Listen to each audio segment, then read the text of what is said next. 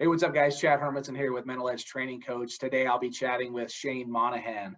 Shane was a second-round pick out of Clemson University in 1995 by the Seattle Mariners, had a career with the Mariners in the big leagues. He's going to share his story, his up and down in the minor leagues to the major leagues, what he's doing now as he's coaching some teams.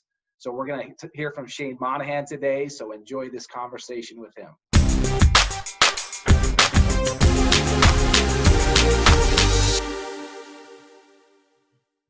Hey, welcome to the show, Shane. How's it going, man? I'm good. How are you? I'm doing awesome, man. Out here in Las Vegas, it's 105 degrees, sweating like crazy. You're out down in South Carolina, correct? I'm in Bluffton, South Carolina, outside of Hilton Head, and it's 95 with about 87% humidity. Love it. Love it. Yeah, so Shane was drafted in the second round, 94. We were in the same draft. He was a stud coming out of Clemson as an outfielder. So I've been making it a point to get people on here that look just like me. With that, I told you before, I was looking at your baseball cards, getting some info, looking at your history, and I'm like, man, you had a luscious set of hair. And 20 plus years later, this is what we're dealing with. So it's all good. 2 kids and 1 in college, and you're bald. That's right. That's right. So tell us about kind of your upbringing. Were you just a baseball player, or did you do a whole bunch of different sports growing up? Yeah, so I grew up, I bounced around the country because my dad had played in the NHL for 12 years. I come from a huge hockey family. My grandfather's in the Hockey Hall of Fame. My great-grandfather's in the Hockey Hall of Fame. My dad played in the NHL. My uncle played in the NHL. So, my dad was a solid NHL hockey player, but got traded around to a couple of different teams, and we bounced. And then my grandfather coached the Atlanta Flames, obviously, when they were in Atlanta, and that's kind of where we settled as a family. And I was playing hockey. I mean, I was like 7 years old playing against 10-year-olds. And then when the Flames moved, the rink shut down, and I was kind of left with – I remember one year I didn't play any sports, and my dad was he was retiring, and he was trying to figure out, what's he going to do, because I was crazy. That didn't change when we played.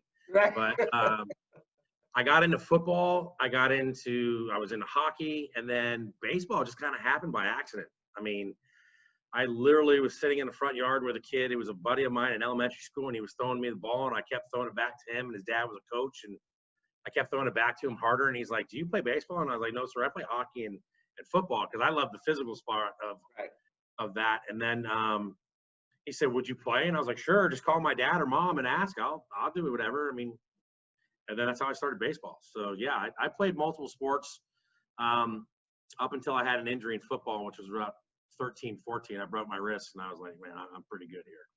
So you didn't play football or hockey at any age after in high school or anything like that? No, I was up to about freshman year in high school. I had decided I broke my wrist in the growth plate, and it was all deformed. And I was like, what? The doctor kind of scared me because he said that he's going to have to put a pin in there, and he didn't know at that time if I was going to be able to play sports again. I was like, I'm out. I'll just play baseball.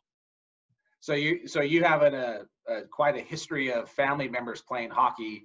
That makes a lot of sense, not knowing that prior to our call, knowing how you were on the field. I always felt like you were a very aggressive player, kind of definitely a no fear attitude type guy. Is that where that comes from? Yeah, it's crazy, especially with the lineage you have in your house. My dad was a very quiet parent. He would sit down the right field line. He didn't get involved in a whole lot, but his rule was when you're playing, you're wide open, like your hair's on fire. This is the last time you'll ever play. And he just kind of from an early age, he just said, listen, if this is the first time someone's seen you play, you need to let them remember when they leave that park, that they saw you play. Obviously, you see Ken Griffey Jr. and we know, oh my God, but just growing up, I had so much passion, for the game. I loved baseball. It was my life, right? And just like it was your life. And I just, I grew up, man, you had to fight to eat at the dinner table. Your dad was a NHL fighter, and your mom was a professional figure skater, and, mediocrity was not accepted. And your grandfather's coming over every other day. And he's a Hall of Famer. And I just knew I had some skills. I mean, when you were younger, I didn't know, man, I was just playing, man. I just loved the game. I didn't know how good I was. Sure. And the way I played the game sometimes set me or ostracized me away from the younger, the kids on my team, because I was like, I wanted to win.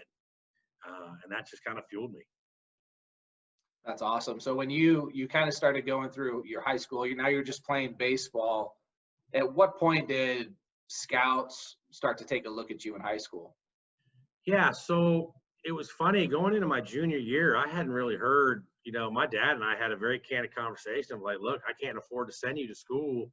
You can go down the road to Kennesaw State, which at the time was an NAIA school.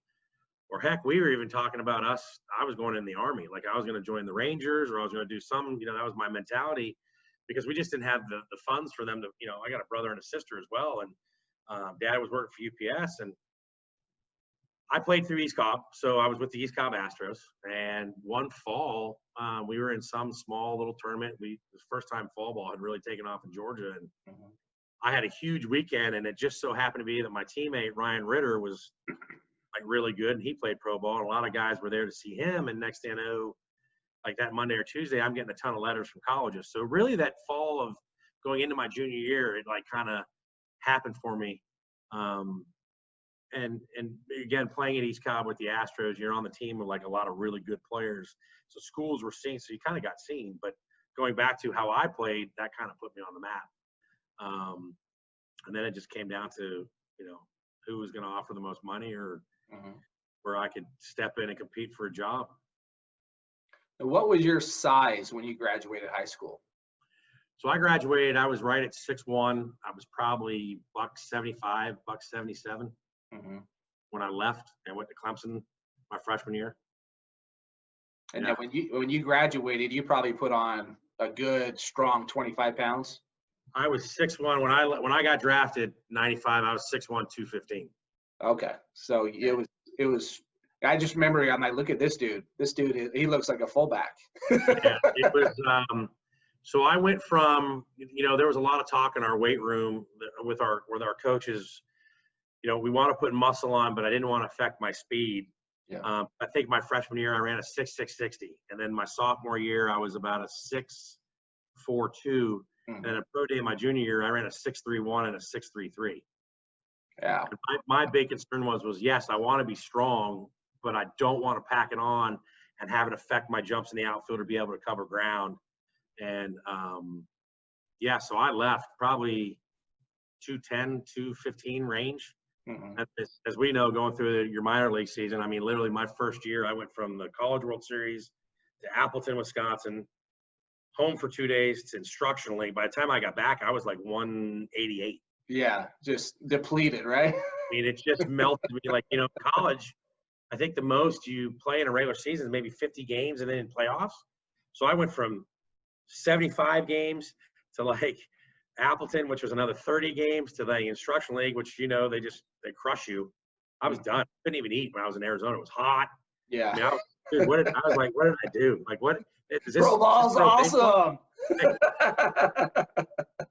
And you were coming out of high school, right? Weren't you drafted out of high school, right? Yeah. So I didn't have that whole, I went straight to rookie ball, and that was my experience too. I got there and down in Bradenton, Florida, right? It's kind of I committed to Miami, so I had a slight taste of what Florida was like, and then got down there and early morning practices, come in for lunch, play your game, and you're just by the time it's 3, 4 o'clock in the afternoon, by the time you're done, you're just like, I can't move. Like I'm exhausted. Yeah. Right? Crazy. Yeah. So let's talk about, so scouts are starting to look at your high school, during that time, and then you commit to Clemson at that point. Walk us through what your college opportunity was like, and what did college do for you? Yeah. So, in my senior year, I mean, God, we had 4 or 5 kids on our team that could have been drafted out of high school. Our first 6 hitters were all state players and all Americans across the country. So we were really, really good, and pro scouts were showing up, and I ended up going in the 18th round to the Atlanta Braves, which is cool because it was in Atlanta. And I remember them announcing it over the Ryan Ritter went, I think, in the 10th or 11th round to Oakland, and then they announced me. But I had already committed to Clemson, and I knew mentally, when I had played with you, I was always impressed with your mentality and your approach. But me being 17, coming out of high school, there was no way I was ready. I mean, I hadn't been away from home.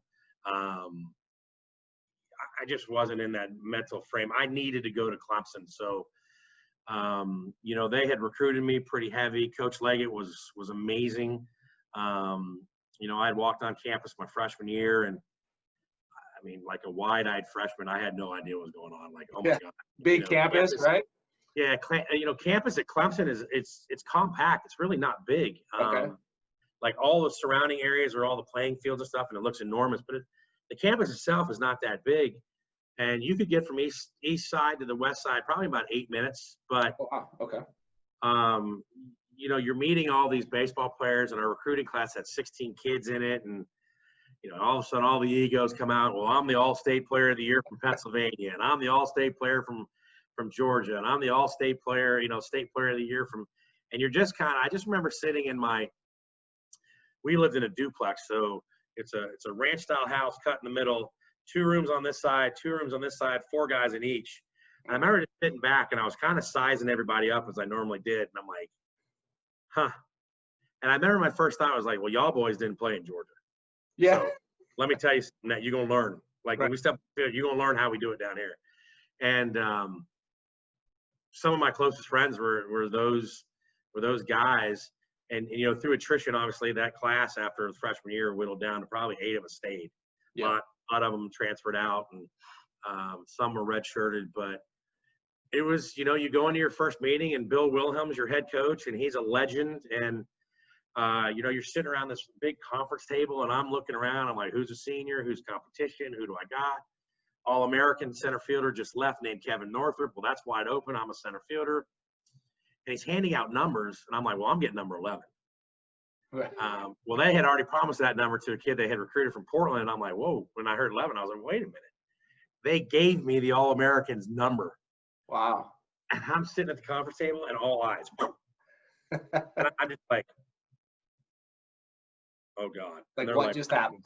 They're like, that's Kevin Northrup's number. And I'm like, I got it. So, thankfully for me, there was a senior there named Chad Phillips, and he was awesome. He came up to me, and he was like, you own that number. Like, you got to get it, right? And I was like, I got it. And truth be told, I struggled my freshman fall defensively. Okay. Like all the new drills and the drop steps, and I just couldn't get the grasp, because in high school, you don't really work on it. You're just athletic. Hey, man, fly ball, go catch it. Yeah. How hard is it? Just go get it. Look, there's a cutoff guy. Just hit him. Okay. All of a sudden, we're doing drop steps. We're doing misreads. We're doing misdirection. And, I was a lost soul, man. Like, I was calling my parents, and I was like, I've made a mistake. Like, I can hit here all night. Like, I can hit falling out of bed, but I'm terrible defensively, Dad. Like, I thought I was good. And I kid you not, coming back after the wintertime, the day before we played Auburn, they moved me to first base. Okay. I'd never played first base in my life. Which is much harder than it looks, right? When we watch Moneyball. Yeah, man. I have to tell you, I didn't realize everything that went into playing first base, and angles and reads and understanding where you're supposed to be, and like the dynamics of everything. But Coach Leggett took me on the backfield, and he had 4 big buckets of David sunflower seed balls. And we were out there for a good 2.5 hours taking ground balls with a new glove. He was showing me things. And I kind of made a joke, and I was like, well, I guess, because I had a good arm at the time, and I was like, well, I guess I'll have the best arm in the country at first base. Nobody will take third base on me. And they like stared at me, and I was like, too much? Right. Too soon? Is this too? Right. Is this too soon? Like, and I only made 1 error my freshman year. Thank God. Like, we had a good senior group. We didn't play all that great, but I made an error and cost us a game at NC State, and I hated it. But college for me, man, it helped me mature. I got into a program where Coach Leggett was disciplined, and he had everything lined out by the minute. So practice planning, I've got this class and this class and this class. So you got to figure out your schedule, even your eating schedule, your social life. And then, practices were a whole different level. Like it was, we had a really good high school team, and my high school coach was an ex-Green Beret, and he didn't talk a lot, but we just knew how to play. Yeah. All of a sudden you get here, and it is like boom, boom, boom, boom. And I'm like, oh my God, like it was rigid, but man, it turned you into a man quick. And then I got in that weight room, I fell in love. Like I like the ego portion of me, right? All of a sudden I start getting muscles in the chest, and the volleyball players here, or some of the soccer girls start noticing. You're like, yeah, dude, I got yeah, this is good. And our strength coaches were world class, man. They were like, they had down to the point where we were getting Gatorade, and hey, you got to drink so much water. And yeah, I came back my freshman for Christmas. My dad was like, my God, what happened? Like, heck. I mean, I was like, and at the time, I think I was like 190. I went from 177 to 190, and he's like, what? I'm like, yeah, I'm jacked. Yeah. I'd love to be 190 right now, by the way. I was not jacked. So, yeah. That's awesome. I don't regret. I mean, obviously, I didn't make the money out of high school. I think they offered me like $35,000. And it was a no-brainer for me. Clemson scholarship was $120,000 over 4 years, and I only stayed 3. So it was a no-brainer. I knew I needed to mature. I knew I needed to be around better players. I needed to learn the game. And, man, I can't tell you how blessed I was. I mean, I had Jack Leggett, Tim Corbin, John Pulowski, Jim Schlossnagel, who are all 4 great college coaches on one staff. That's incredible. And I must have bugged them because I asked questions like you. I was like, hey. And they were like, Shane, just hit the baseball. We just need you to hit. So I'm interested on when you were moved to first base, because you're thinking, I'm the dude. Like, I'm coming here. I'm an outfielder. This is what I do. I think you probably agree going from the outfield to the infield is much harder than going from the infield to the outfield. 100%. Yeah. So it's trying to learn all the intricacies of that. So you played your freshman year, you were a first baseman. I mean, I got up until the ACC tournament, and then they put me in right field. So I go from like regular season to, hey, we got to win the ACC tournament to get in the regional, and you're going back out the right field. And I'm like, what? I haven't taken a fly ball in like 5 months. Like, what are we doing? I just got the hang of first base. And David Miller, who was the first round pick in '95 for the Indians, truth be told, and I'd never tell him this, but I mean, I've told him since, but he should have been our starting first baseman. He could hit a little bit, and I maybe I could have probably DH'd at that time because he was way better than me defensively. And I know I was in the lineup for my bat, but at that point in time at the ACC, that's when he kind of stepped in. I moved out, and really kind of most of our freshmen had moved into that senior spot. We rolled and won the, a senior hit a grand slam for us to win the championship. But mentally, I knew I could hit, and all I cared about was hitting anyway, and I was in the lineup. Yeah, I'm playing. If I could be serviceable at first base and not cause us to lose a lot of games, we're good. Right. We're good. Now, did you go to the outfield your sophomore year then? Yeah. So coming back in, Tim Corbin had been hired in, and the first thing he told me was, I don't care about all these drop steps. I want you just to go get the baseball. Yeah. And that relieved a lot of stress for me. And then I got the footwork. Okay. Like once he did that, I was able to get the footwork and the reads and I was teaching other guys on the team, and then I was able to read swings, and we were positioning. So I was playing center field, moving everybody. And just in that fall with him, like I learned a million times more, right? I was relaxed.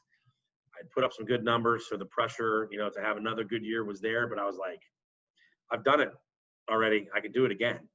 And it's just like you rock through high school and you're the dude, and hey man, it's just another season. Let's go put up, 400 and hit our 20 bombs, and you don't know anything. You're just playing. Just playing, yeah. And you're just playing. I just wanted to grab the new Easton bat. Let's go hit. I cared about it. So you mentioned you've always been able to hit. That's just been part of it's been somewhat natural for you. How has that come? What do you do in regards to getting yourself ready? How do you approach hitting?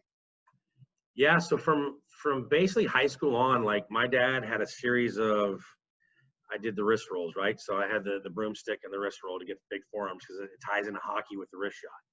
I had the rice bucket for my elbows and my forearms until they would burn. I would grab rice. I had a tire that was cut in the middle, so I could get that stop, pause, and then snap through. You know, my dad read an article one night in Sports Illustrated about Darryl Strawberry swinging a wood bat in a pool, so that was pushing against the wood, and then the wood was soaking up heavy, and you get that. And I started really doing that every day at 14, and my bat speed went through the roof. But my routine was simple.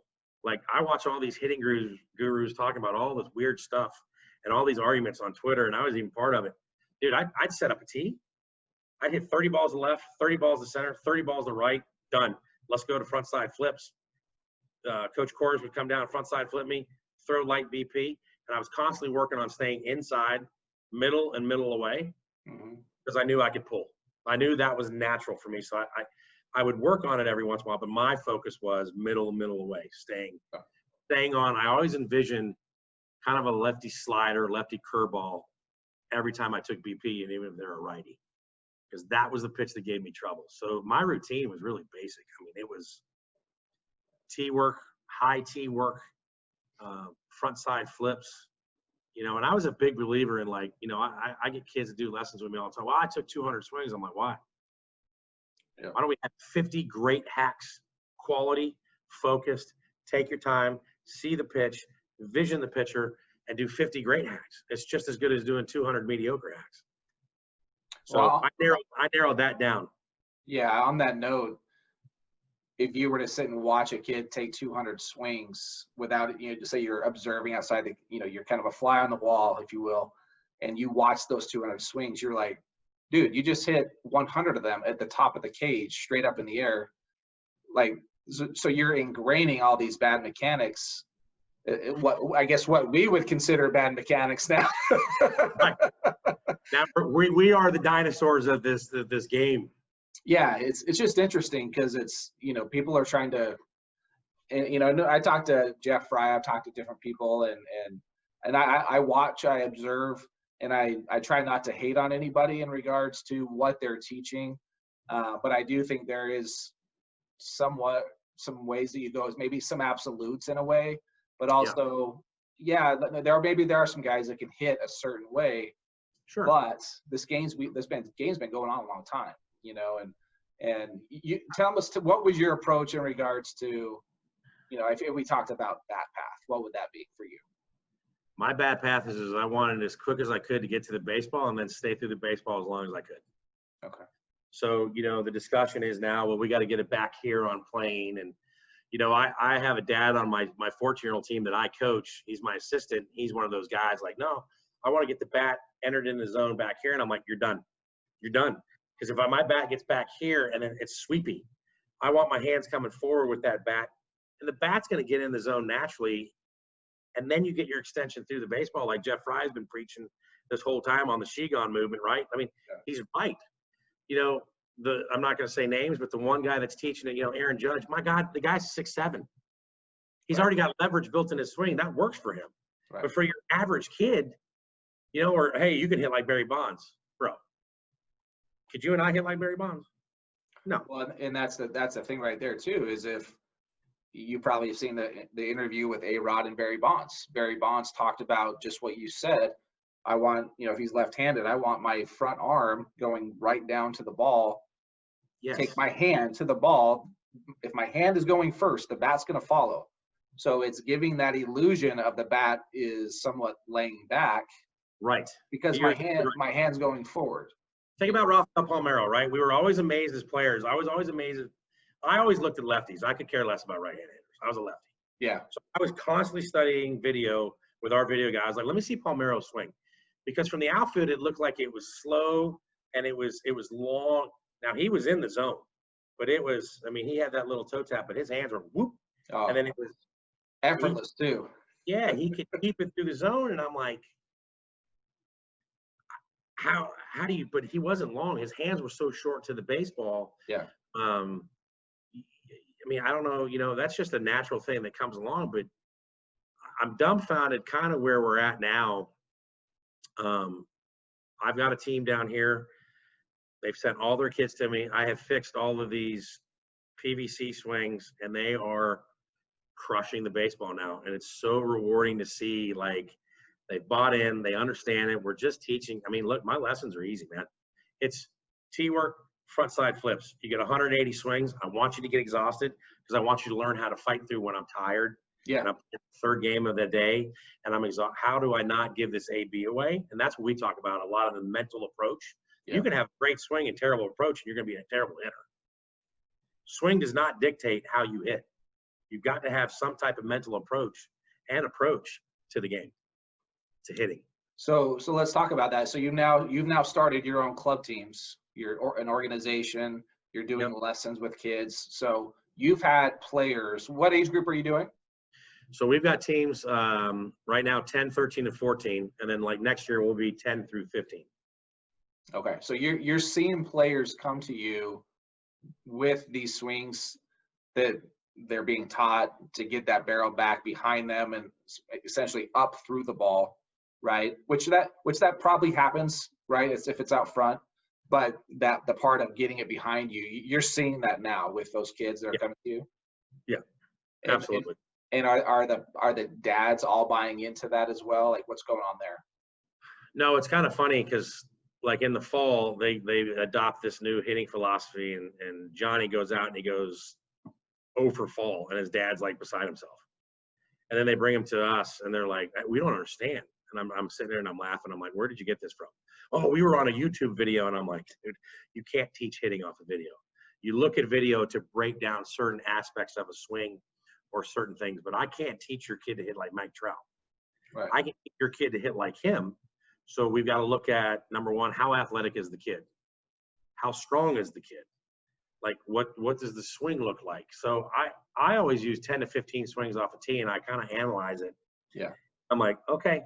So we're talking 10, 11, and 12-year-olds. We're talking about seeing the baseball, okay? Making sure at that point in time, well, look, there's going to be fastballs being hit, but let's get a good pitch to hit. Mm-hmm. Let's get it out in front of the plate. Like, let's hit that fastball out in front of the plate. Let's not wait till it's back here. You're done. Get the barrel going forward. So it's very simplified for them. At 13, we start talking about approach. Yeah. We start talking about that. Hey, what do you hit well? What do you not hit well? Well, I don't like the inside pitch. Well, don't swing at the inside pitch until you get too side. Let's look middle away. So what do you need to be able to accomplish that? Then my next question is, well, how many 13-year-olds do you know that can locate in and out, 14 in and out? Your better players are able to locate. So we've got to start taking things away. And I'm just big on teaching, like, I was always taught your AB starts in the dugout. Yeah. I'm watching the pitcher. I want to know curveball, fastball, changeup. What does he throw for strikes? What did he throw in warmups? If he kept bouncing his curveball, I'm down to 2 pitches. His changeup's not all that great. Now he's a 1-pitch pony. He's in trouble. Yeah. He's in trouble. And then all I need to worry about is velocity. What does it look like? So that's what we're starting to teach these kids. And it's kind of refreshing to hear other teams' philosophies. And then we go and play, and, you know, look, I'll brag on my kids. They mash. My kids hit, and it's old school. Right. And they're like, other teams are like, what are you teaching your 10-year-olds? And I'm like, they're advanced. We're already talking approach. Yeah. Staying inside the baseball, driving it to opposite field. We're teaching that already because we want them by the time they're 13. We don't have to babysit. You've already got an idea. So when other coaches are coming over and they're like, dude, we're teaching them baseball. You know, we're not teaching them to hit bombs on a 200-foot fence because they can do it. Right. By the time you're 13, little Charlie can't hit it out of the infield. So it's kind of the way – it's just a simplified approach, man. It's just when I talk to John Olerud or I talk to Edgar or I talk to Tony Gwynn about approach, it's just the nuggets that I took. You just simplify it. Lead with the knob. Finish strong with your top hand, right? Stay through the baseball and get a good pitch to hit. Mm-hmm. Why make it more difficult than that, right? I mean, you and I played. I always be like, oh my God, I'm watching video. I got to break. And then finally, I'm like, I'm just going back to keep it simple, stupid. I'm not that smart of you. Yeah, I was hit ball. I wasn't really a big video guy. I felt like I had too many other things going on through my mind. I'm like, if I need to start worrying about when I did start worrying about my swing, that's when I got in big trouble, right? Yeah. When I had all this interference going on in my mind. You had a very simple approach when I watched you, even playing against you through the minor leagues, and we became teammates. I was always impressed about how simple you just kept the approach. You were quiet. You always seemed like you loaded on time. You didn't really ever get to your front side super hard. It was just quiet. And then you could get the bat through the zone, and you had juice. And it was like, dude, that's a simple approach. I didn't really use video until I got to the big leagues, and I went through a rough stretch. I mean, I started off on fire, and then I went through a little rough stretch. And Carl, I just said, can you pull up some ABs where I was going good as compared to where I was going bad? And I was able to identify without asking anybody, like 10 seconds. I'm like, okay, I need to go back to that. What did you see? Give us an example of that.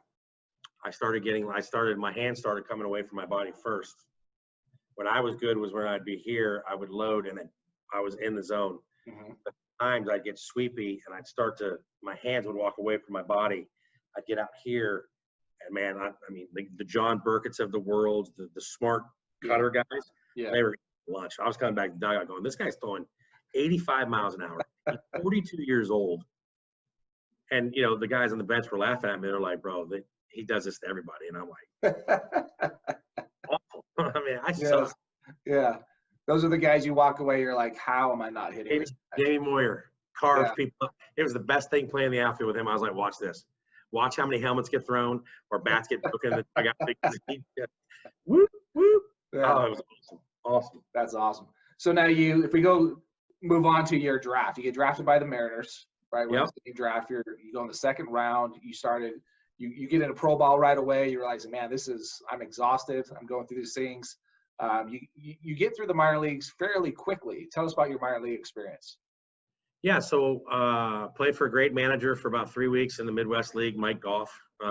Really opened my eyes about how pro baseball goes. I mean, I was Johnny College, raw guy. I was taking infield like it was my first day ever. And these poor guys have been out there for 120-something games, and they're like, hey, dude, slow down. I was like, let's go, boys, let's go. And they were like, bro, slow down. How many greenies did you just take, right? and I didn't even know about those yet. So if I would have taken them then, my God, I would have exploded. But go to instructional league, and then I'm dragging, right? We're playing the Dodgers every day. Like, we're sharing. Oh, my God. I came home, and I realized, man, I need to get in the weight room something fierce. I got to put all this weight back on. I got to get strength. Went to big league camp, and I was getting like mop-up duty, right? I'm like, dude, I'm at big league camp. I should be starting. Like, I'm thinking in my mind, like, I'm getting 4 ABs a game. And it was like, Monahan hit, and it's Trevor Hoffman. I'm like, really? Hey, Monahan hit, you're facing Troy Percival. I'm like, what? Yeah. And then I got sent to high A ball in Lancaster, California. Played for Dave Brundage, who I basically came up with him the rest of the time. And, he was different than Golfy. He was quiet. He kind of let you play. And truth be told, I kind of struggled with it at first because I like those tough – I like those guys that jumped on you a little bit. Yeah. He was just kind of quiet. He let you play. And I didn't know if he liked me or – I just knew I was in the lineup every day. And had a really good first year out. I think I hit 288 maybe, 281. Somewhere in there, 15 bombs and 100 RBIs. And I'm like, all right. I'll take that. I'm in the Cal League. I did all right. And came back again, went to just worked out in the whole off season. Did not get invited back to spring training, so that kind of made me mad. Went to Double-A, and I was blessed to have Brian Price as the pitching coach. I had Dan Roan and then Brundy again, and Brian Price just opened my world to how pitchers think, what they look to do, and that helped me tremendously with lefties. Because I think the first 2 weeks in that Southern League, I was hitting like $190. And I'm like, oh, my God, I'm going back to A-ball. Right. Brian Price started talking to me, and I started keeping a notebook because I read Albert Bell kept a notebook on all the pitchers he had faced. So I was writing all of Carolina's guys down. Benson, he was my teammate, right? Boom, who, when, what did he throw me? And I'd go home, and I'd start studying it, and I'd start picking up on patterns. The Oakland A's throw this way. The Pirates throw it this way. And again, I think I hit 303, 305, somewhere in that range with 12 bombs, and I got promoted to AAA, went up there and hit another 4 home runs. So I had a really good year and hit 300 for the year. Invited back to spring training. I did awesome in spring training. Like, I thought, man, I'm going to make the team. This is great. Right. I had no idea about the option rules and the 3 options. And, dude, I'm going to make the team. And I get sent down. I'm like, I got put on the 40-man roster going into that year, and I'm like, what are you talking about? I'm going down. Like, shocked. And, you know, I just wasn't – looking back at my career, I wish I would have handled some things differently. That was one of them. Like, go down, do your work, get prepared, be ready. I just kind of was, like, sour for 3 weeks. You get upset, right. You know, I mean, because I hit better than all the other guys. You know, and I played for Lou Piniella, who loved his veterans. Glenn Allen Hill had come in. You know, he was terrible defensively, but God, I mean, he hit a ball farther than Mark McGwire every time. Yeah. So I played for the first half, and I mean, I think I hit 250. And then I get called up. And I'm like, oh. And then we rolled. Like, I mean, for the first 2.5 months, I think I was hitting over 400. So. Where are you playing? What position? Oh, left field. Like, there was no. And explain why. Why are you playing left field? Who's on your team? The guy in center field named Ken Griffey Jr. and a guy in right field was a Gold Glover named Jay Buhner. And I think I was the 58th left fielder to play with Junior, and they were like, finally, we got a guy that can play defense. He's going to be the dude. And number 2 on my list, I wish I would have never listened to all the outside interference, because I was like, I'm here. Like, I'm set. Like, the Mariners love me. I'm going to be the left fielder every day for the next 10 years, blah, blah, blah, blah, blah. Yep. Go back to spring training, and you got John Mayberry, Matt Meeske, Butch Husky, and I'm like, what?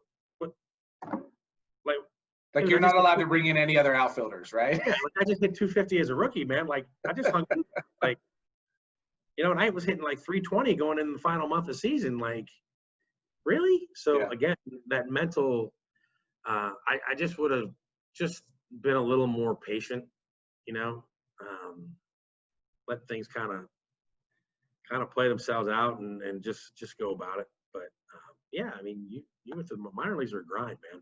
Yeah. Yeah, so you're playing with my favorite player growing up, Ken Griffey Jr. What was that like? It's like watching a cartoon character every day. The things that guy was able to do, I'll argue with anybody. I think he's the greatest player to ever step on the field. If he doesn't get hurt in Cincinnati, I mean, Bonds is in second place. Yeah. To be honest with you. Now, look, Barry Bonds was great. I watched Barry Bonds. I played against Barry Bonds. I got to sit and watch that dude for 2.5 years in center field, get late jumps and run balls down like it was nothing, jump over the fence. I remember one game I was leading off, and he was like, hey, just want to let you know, third pitch, I'm going upper deck. And I'm like, who says that? And I looked at A-Rod, and he's like smiling. I'm like, is this guy serious? Like, I'm just worried to try to get on base. Yeah. I get a base hit bunt. I get on. A-Rod moves me over. Third pitch, bang. Upper deck. And I'm like, this is from another place. He could run. He had a cannon. And he didn't have a care in the world, man. That dude, no stress. He just played. Yeah, that's what amazed me about him. Like, he's just the happiest kid in the world, right? Yeah, he didn't watch video. Like, he wasn't studying pitchers. It was just, because we sat on the bench, and you look at all these other players, and you're like, well, he's not bad. He's average. He's average. He's average. Okay. And then you got this dude, and you're like, this guy just walks and plays. Then A-Rod was a preparer, right? He had video and notes. He was a prepare guy and study guy. Edgar could tell you everything the guy was going to do, his little nuances with a glove, this. I mean, Junior would show up like 8 minutes before we're supposed to start spring training. He'd walk on the field, take his BP, hit 42 bombs, be like, see you in a week, boys. Yeah. We're like, okay. So my rookie, I'm like, he ain't going to shag. Like, he doesn't have to shag. He just goes in the clubhouse? He walked out, got in his car, and went to the hotel. And Mike Tillman's like, hey, young buck, just leave that be. I'm like, yeah. Don't worry, I'll get balls, Griff. It's like 115 degrees. Like, I go in the cage with A-Rod. We'd pick up balls together. I'm flipping to Ken Griffey Jr. He's like, all right, later. I'm like, you just hit 100 balls, but you gonna make me pick them up? Yeah, so you're going to pick my balls up, right? So pretty much I turned around. I was like, all right, I got you, Junior. But no, it's a first ballot Hall of Fame. He should have been the first unanimous. I don't know who voted against him, but that guy or gal should have that revoked because they had no business being in baseball. Yeah, like he's a different planet, man. Like it's just a different planet. Yeah, it was my first experience with him when we were in AA. So I was in AA in 97. Were you in AA in 97? You and I were together. Your first experience was at that All-Star game. That's right. That's right. So that was so to kind of put in perspective here, in the minor leagues, everybody plays an all-star game, right? But you're playing against your peers, your own players. This 97 all-star game, it was actually at my home field in Carolina. Yeah. And it was the All-Stars versus the Seattle Mariners, right? Yeah. So I'm 19 years old. We're playing together, and except you're on the Mariners. So I made the Southern League All-Star team, and I was getting dressed with you guys. I took BP with you guys. Yes. And they pulled me over. They said, come play with us. And we're like, what's up with that? Because I had moved to the outfield at this point. So we were going to be on the same team. Yeah. So I'm 19 years old, and we're playing against the Seattle Mariners. So it's, I had a little bit of taste of big league time in spring training. And I'm like, holy crap. I'm playing against Ken Griffey Jr., Alex Rodriguez, Edgar Martinez, Jay Buhner, I think Randy Johnson, they're all there. Yeah. And I'm like, and I got to meet A-Rod in the outfield, and I was shocked at how big he was. His shoulders were this wide. I'm like, you're playing shortstop, Yeah. I was shocked. Yeah. So that's just amazing to be on that team in general. I mean, Edgar Martinez, one of the best right-handed hitters of all time. I got to be honest with you, man. I was so disappointed to get pulled off the Southern League All-Stars. You wanted to play with us? Yeah, because I've gotten to know a lot of you guys, like Juan and Carcione, and I got close, and we had some really, I think it was DeMond Smith was there, and Ben Grieve was there, and you were there, and I was there, and Chris Benson was there, and I was just joining and being in the locker room with you guys, and we were chopping it up and telling stories, and like, hey, we're going through, and I remember the manager, I don't remember who the manager was, but he walked over and he's like, hey, you got to get your stuff and go across. And I'm like, why? And then the whole way across the field, I'm like, well, dude, I was in the starting lineup over here. Right. Now you're not playing, right? I'm hitting like 3-hole over here, 4-hole or 2-hole. I'm like, I'm not even going to play over here. And I'm like, this ain't fair. And my mom had flown in. And then I get in there, and they're like, you're hitting the 2-hole. And I'm like, what? And they're like, yeah, you're hitting the 2-hole. And I'm like, where am I playing? They're like, you're playing left field. Jose Cruz Jr. is sick. Then I was like, oh my God. So I walk out and I go find my mom. I'm like, Mom, I got pulled over the Mariners. And she just, her dad was a Hall of Famer. She goes, this is your time to show them tonight what you can do. And I was like, you think they're going to call me up? She's like, I don't know. And Chris Benson ate me up in college as my teammate. And I hit a triple off the wall off of him.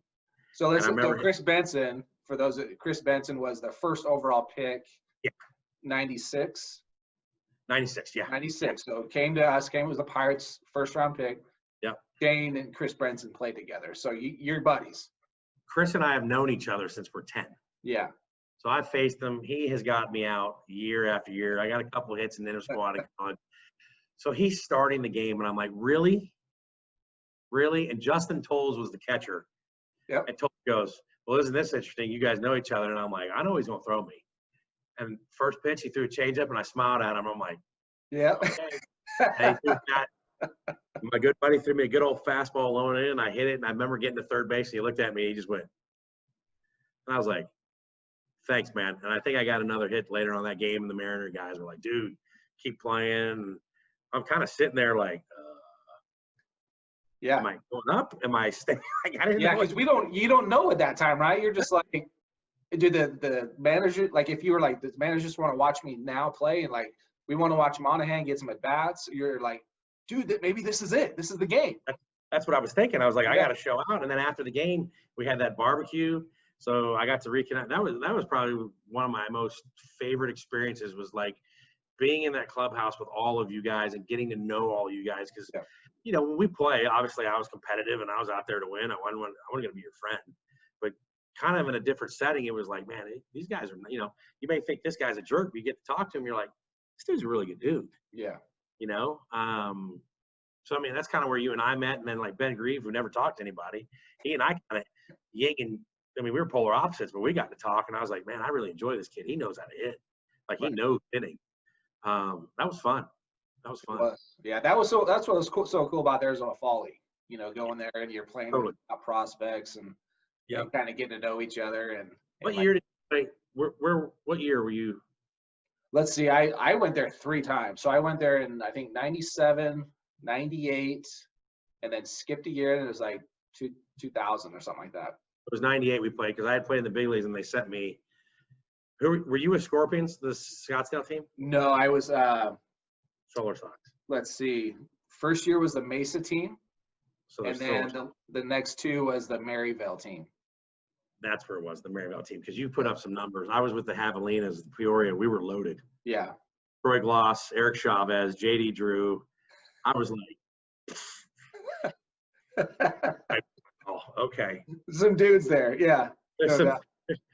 I started thinking, I'm like, how much am I going to – I'm in the big leagues. Why am I here with all these – I'm like, how much am I going to play? Right, the biggest names in minor league baseball at the time, right? Dan Roan's like, dude, you're hitting third. I'm like, I'm doing what? I'm hitting third in this lineup? I'm like, dude, are you okay? Right. Put me in the circle. I'm good. That's awesome. Yeah, the fall league was great. You get a chance to see all the top guys and kind of, where do I fall in with these guys, and the pitching's good. Agreed. It's where you stack up. Yeah, I agree with you 100%. So yeah, so you get to the big leagues. You playing with Ken Griffey Jr., Jay Buhner, all these guys. Now, the Mariners, was that the only team that you were with in the big leagues? Yeah. Yeah. And then you had, like myself, you had the up and down AAA to the big league experience, right? Yeah. Walk us through that. What was that like for you on the mental side? It got really hard, because you get a taste, for 2.5 years I'm there, and you get a taste of what it's like, and the travel, and even if you're not playing, and of course the paychecks are super nice every 2 weeks, and you're like, oh my God, this is almost like comical. And then you go back and you're back into a daily grind. Like, you're getting up at 4 a.m., you're getting on a plane from Tacoma, and you're flying across country to come play in Nashville. I'm like, who wants to do this? Yeah. And then it gets to the point where you get frustrated. Like, once I was done with the Mariners, it was a brief pit stop with the Padres, like super fast. And then from the Padres, I get traded to the Reds, and all of a sudden I'm going from AAA, now I'm in AA right before the All-Star break, and I'm like, what? And what age are you at this point? Golly, 98, 99, so 2000. So I'm probably 27, 28. Okay. Creeping up on 30. Yeah, a little bit. So I'm still can do everything I can. Yeah. And I'm in AA in Chattanooga, and I'm like, okay, I've already hit 3 bills in Southern League. Like, so all I focus on is like, all right, Chattanooga's a launch pad. I'm just going to sit and spin and hit bombs as fast as I can. They throw it away, I'm pulling it over the choo-choo train in right field. I don't care. And then coming out of the All-Star break, I tweaked a hamstring in Mobile, and I get a call up to AAA in Louisville, and I literally fly up there, and the All-Star game had just been played, and like 6 of our guys aren't getting back in time, and Dave Miley's like, hey, you ever play third base? I'm like, yeah, I played third base. I never played third base in my life. I just wanted to be new coach. I was like, just put me in the lineup. Yeah. Thank God I went 4 for 4 and played great, and I think I hit like 325 with a couple bombs, and I'm thinking I'm gonna get a September call up. Like, this is, Brooks Kieschnick is there. There were some dudes there. Yeah. And I never forget, Robin Jennings got signed a week before the end of season, came in, and then he gets called up. And I was like, I just didn't understand the business of baseball. I was like, I just played 90% of a year, hit 325 with like 10 bombs, put up like good numbers, and like in a week I just got passed over. Yeah. That's the business side of it, just slapping in the face, right? Yeah, like, and then I realized, okay, like, I'm not the top prospect, I'm not the Mariners dude. Once you leave the Pirates, right, you're not their guy, you're somebody else's like fill-in. And I struggled. Like, I went to winter ball down in Wasabi, Sinaloa, and I think I'm the only player ever to be traded in winter ball in the Mexican League. This guy's got to go. I literally hit like $170 the first 2 weeks, and next thing you know, I'm on Mazzalan's team, and I'm like, this is a great trade-up. I mean, I'm literally from here to my computer to the beach. So I'm calling my wife. I'm getting her down there, and Tim Johnson just said, hey, I remember you with the Mariners when I was with the Blue Jays. I love the way you play. I wanted you on my team. And I was like, great. Put me in the 2-hole, played great. sign back with the Reds, go to camp, do well. 3 days before we break camp, I'm going back to Louisville. Deion Sanders decides to come out of retirement. He comes in to camp. They send a guy down. I get released. And I remember literally running into Deion, and I was like, dude, this is a hobby to you. This is our life to some of us. Yeah. They kind of snickered, and I said, and by the way, you can't tackle for crap. I was so hurt. Like, I was so upset and so hurt. Like, Deion had nothing to do with it. Like, yes, he came out of retirement. The guy's a big leaguer. I get it. But I was so hurt, you know, because I was there the whole spring training, right? We grinded. We got through it. And,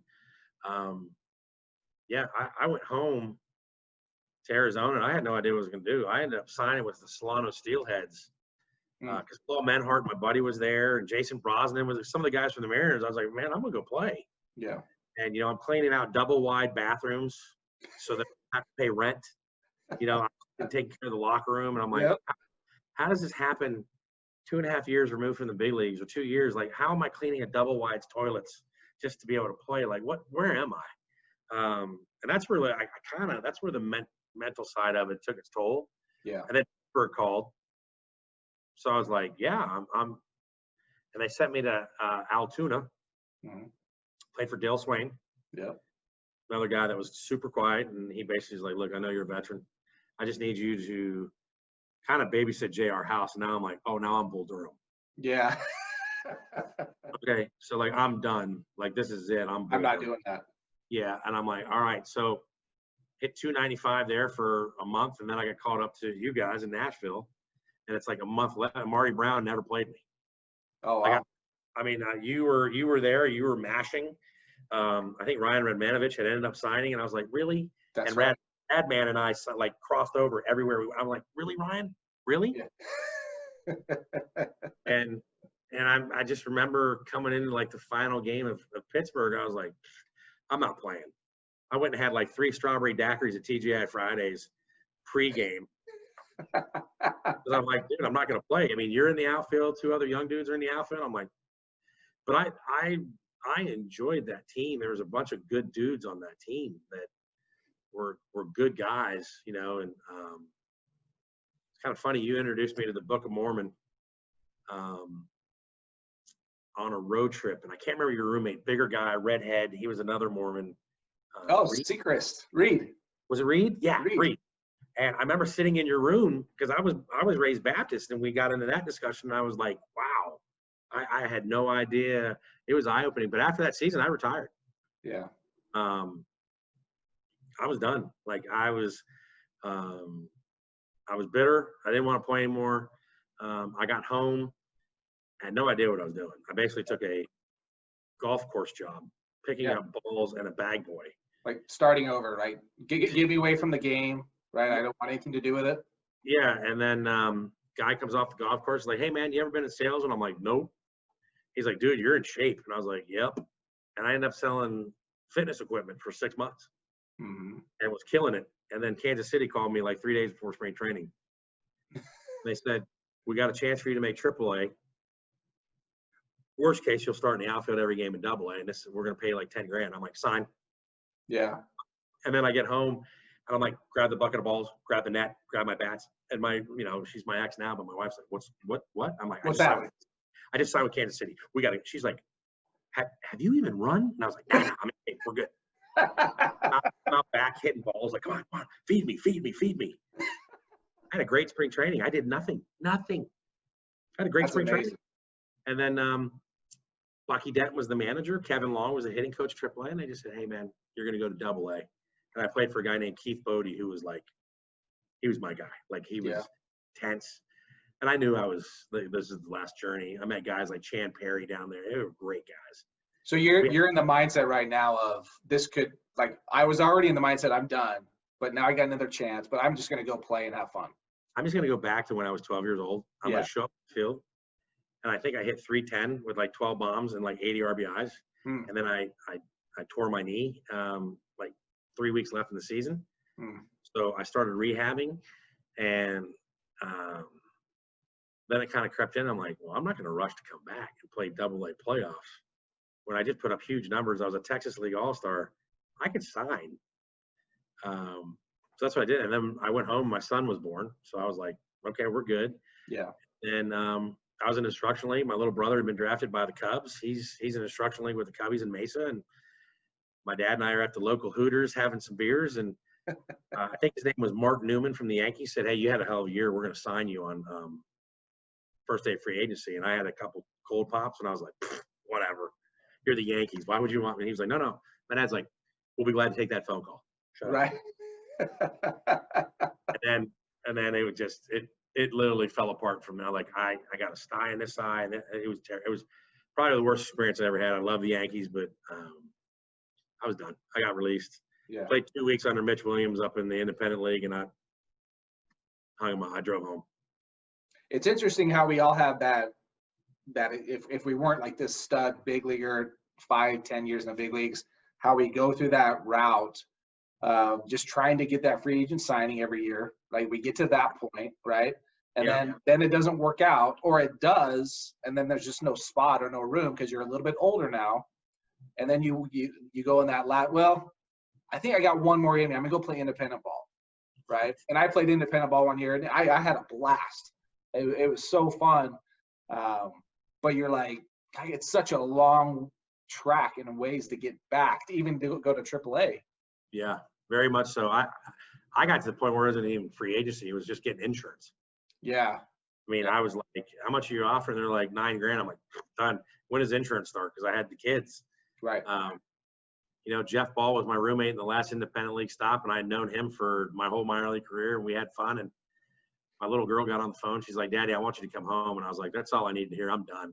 Like, I need to go home. And then,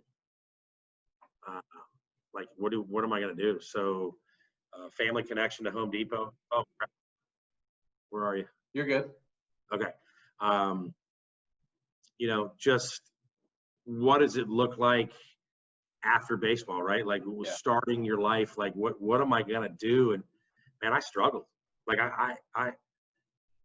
the Yankees offered me to stay on as a player coach in Tampa. And I was like, no, I can still play. Like you're not there yet. Right.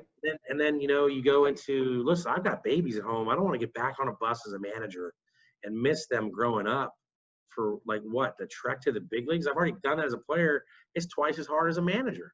Mm-hmm. Family friend calls and says, hey, listen, I can get you a job at Home Depot. And I'm like, whatever. All right. I'll go stock shelves for $12. Nothing wrong there. But I ended up getting a manager position, and I transitioned. And then I took on my corporate career like I was playing baseball. Like, okay, here's my goals that I want to be. But, yeah, man, I struggled. I watched a special on Roy Halladay the other night. I was in tears. Yeah. Like, people don't understand when the lights go out, who are we? It's a struggle. I mean, it's some guys handle it better. I mean, look, if you and I play in the big leagues for 11 years and we've made $28 million, that's a pretty easy transition. I'm playing golf. Hopefully you're good. You should be fine, right? Playing golf, wise with my money, life is good. But to the average, like, what are you going to do? Who are you? Yeah. So. Yeah, it's for those listening, I would say that story right there, that's a majority of what happens for players that go play minor baseball. Maybe they get a taste of the big leagues. If you don't get that 6+ years, 10 years in the big leagues, that's really the route. And so I wanted for you to share that story, and I appreciate doing that.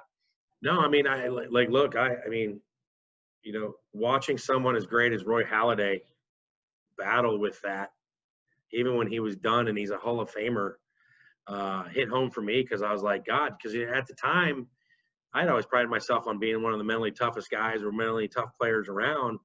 And, for a long time, my wife was like, maybe you should go talk to somebody. I was like, I don't need to talk to anybody. This is macho bravado. Like, dude, I'm fine. Like, I'm trying to figure out who I am or what I need to do. And right. When the survival mode, look, I'm a dad. I got to provide for my kids. I'm just going to battle and scrape and claw. And then, it just was a battle as far. I mean, I didn't get into, some of these poor guys, man, with the drinking. I was never a big drinker, pill popping. I wasn't that guy, but I can see very easily where a lot of these guys do that, because you and I, from a very early age, this is what we were. Yeah. This is what our identity was. You go back to Clemson University, people don't know Shane Monahan. They know Shane Monahan, the baseball player. Right. Go back to my hometown, people now know me as a person, but it's always baseball. That's what you're identifying. I was associated with that. Yeah. And I always used to tell my ex, it used to bother me. I was like, because they don't know me. And they don't know the success I've been in the corporate world. Yes, that was a huge part of my life, and it defined somewhat who I am, but it's not who I am. Yep. So, I got into coaching, man, and it just fed my fire. Like, it got me competitive, and I was like, to the boys that want to make a run at this and they're competitive, I'm going to pour my heart and soul into you. And great program in Atlanta. We had a lot of kids sign. And that was kind of like the adrenaline high I needed, man. Kids are like, Coach, I'm signing with it. And I was like, yes. Draft day, I was like, or they give you the call like, hey, and I was like, look, this is a great day, but this is where the work starts now. Okay. Everything up to this point was easy. This is where it now starts. Like, this is where your grind is going to start. Right. They were like, oh yeah, I got it. I'm like, no, you're not listening. So yeah, it was a struggle for a while. Yeah, that's awesome. Well, it's cool that you're able to now, because I felt the same way. I was kind of bitter. I would say I was bitter when you get that last release, or you go home, you're like, well, now what? Now you're mad at the game. You're mad at baseball people. Like, what do they know? They're releasing me. They let me go. You're keeping that guy instead of me. So all those thoughts go in your head, in your mind, and then you're like, then you start getting kids involved, right, and wife, because you're now around 30 years old, and it's a whole different ball game, and you kind of figure. I think I had my fourth kid. My wife was pregnant when I decided to hang him up myself, and I was like, I was going to go play independent ball again for Johnson, the guy that you played for, Tim. Yeah. And no, I'm not. It was Butch. What was his name? Butch Hobson. Yeah.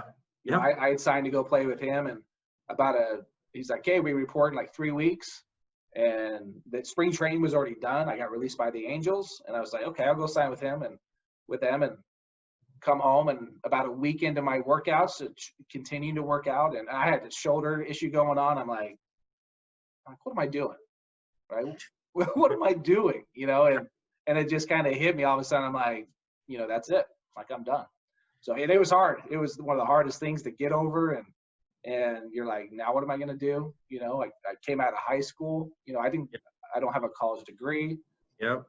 So yeah, and that's kind of what I tell kids, like, while you're playing, whether it's high school, college, pro ball, yeah, you're a baseball player, you're playing baseball, but it's not who you are. So correct. As you go through this, like, how are you going to identify with that? And maybe you need to find that out, right, sooner rather than later. Agreed. Like, well said, dude. Yes. Yeah. So you're coaching all these teams now. What are you doing in your life now? Tell us about wife, kids, all that stuff. Yeah. So, single. My daughter's ready to mingle. Ready? No, I'm not good at it. Okay. Single suits me fine right now. My daughter is 20. She's at Grand Canyon University in Arizona, so she's a D1 cheerleader. Oh, nice. My son is 17 years old, and they both live in Arizona, and he plays high school hockey. He's had a great high school career so far. He is going to go the route probably of trade school. He's not interested in the big schools. I am a regional sales director for a radiant heating company. So I run a team of salesmen from Maryland through Florida, which we don't have a lot of radiant heat south of North Carolina. And then I do lessons and run these teams. And as we grow, I'll transition out of that regional sales position and just do full-time baseball, because that's my passion, like giving back to the kids and getting them prepared and letting them understand, like, not trying to squash their dreams, but giving them the, hey, like you just said, listen, there's more to this than just baseball is this piece. You've got to have everything else around you. So, I just, I fly out and go see my kids once a month. I take a long weekend, go hang out, watch them play sports. That's better than anything I've ever been able to accomplish professionally, is seeing your daughter put in hours of work to get a scholarship, and she gets an academic scholarship and a cheer scholarship, and she's really good at what she does and she loves it. And you're like, dude, this is like better than any All-American flag ever. Yeah. Your son has a passion for hockey, and he's really good, and it's fun, and you watch him and you're like, yeah, okay, this is so much better than playing. And then, you know, I still got my competitive fire when I'm on the field. It keeps me going. And it's always funny to hear my assistant coaches that played at a smaller school. They're like, you see the game so much faster than, and I'm like, I'm 5 steps ahead of everybody else. Like I'm already, and they're like, I mean, that third base coach is saying something and I'm already shouting it out before he even gives it. And he's like what? Yeah. So it's fun.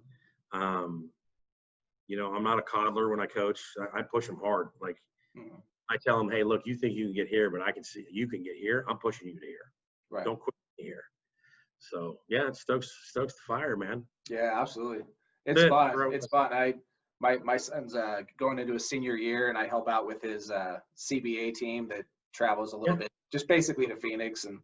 But it's fun. It's fun getting back in the dugout and hearing them talk, you know, hearing them tell their stories and how goofy they are. And oh yeah, it's fun.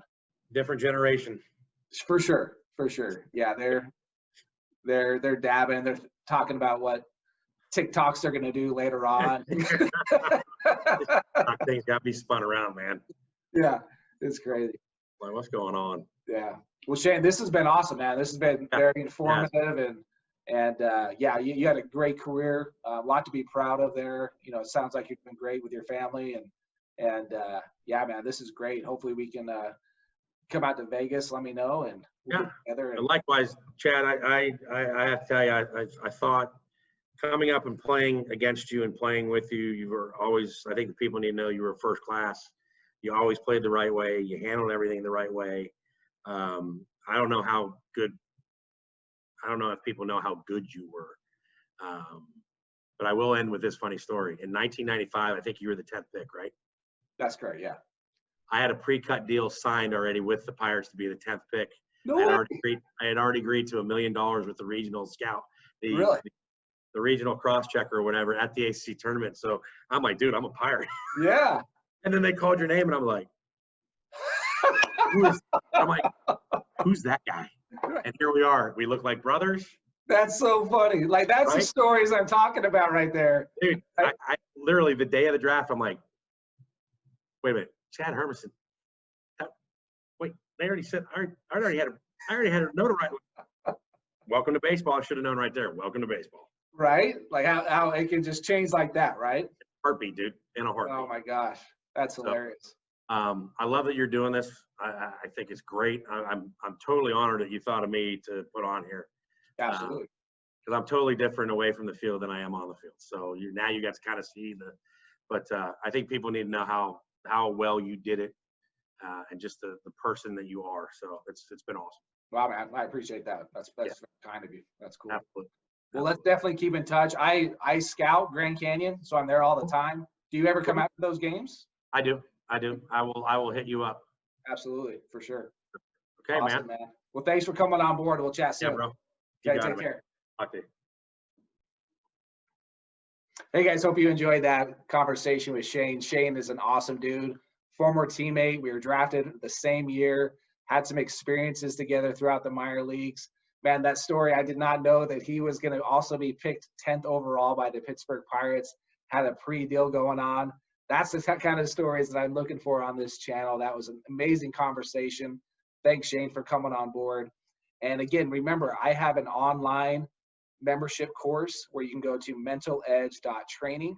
We're going to be turning this into a video vault where you can watch videos at any time. You're going to have PDFs to download. And then I'll also be doing an online membership to where I'm going to be doing weekly Zoom calls where you can sign up as a member. I'm going to make it extremely affordable for you, and we can have some conversations one-on-one in this group chats type session. So hopefully you enjoyed this conversation with Shane. And if you want additional resources, go to mentaledge.training. Thanks for watching the show.